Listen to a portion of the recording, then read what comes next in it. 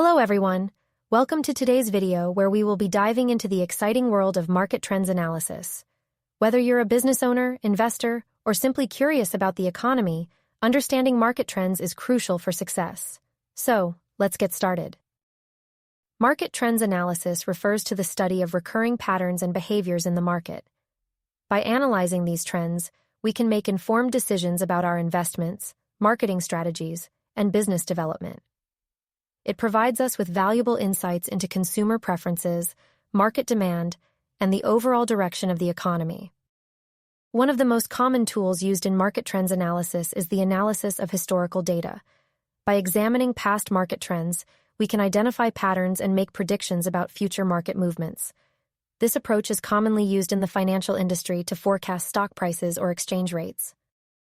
Another important aspect of market trends analysis is keeping an eye on current events and news.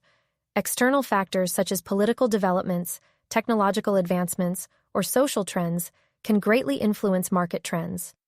By staying informed and adjusting our strategies accordingly, we can leverage these trends to our advantage. It's also worth mentioning that market trends analysis is not limited to just financial markets. It can be applied to various industries, such as retail, technology, or healthcare.